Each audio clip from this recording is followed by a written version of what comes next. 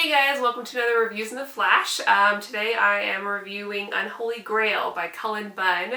This is published by AfterShock Comics. Thanks again to Darkstar916 for sponsoring this book. So, this is my second Cullen Bunn book. The first one I reviewed was Blood Feud, and I had rave reviews for this. I did not get the same feeling going into this book. So, Unholy Grail is your basic Arthurian legend story. The twist being that it's a little more brutal and violent, a little more horror aspects than what you would typically have. So you have Merlin. He's kind of your focus through the books, just more through his eyes and what he's doing. He's the catalyst to a lot of what happens. Not much different from the regular Arthurian legend, but this time Merlin has been taken over by a demon. So the regular Merlin's body has been possessed. And from there he's gone to seek out Arthur.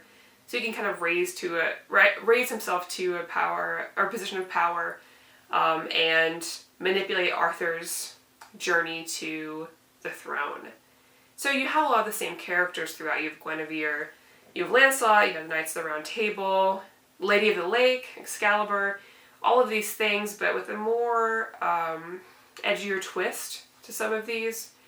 You know, for example, Arthur and Lady of the Lake fall in love, but not in a great way. More of a you will love no one else or I will kill you type of thing. And a lot of the typical story things you see in Arthurian legend are a little bit different from what you may be used to. Personally for me, I love the art. The art 10 out of 10, color 10 out of 10 for me. I thought it was pretty great. It felt very watercolory, which I appreciated.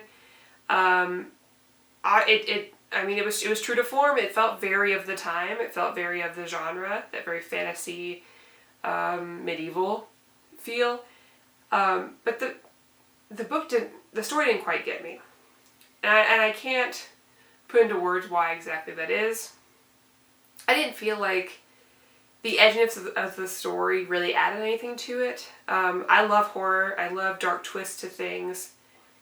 I almost felt like it could have been pushed more, and maybe that would have gotten me.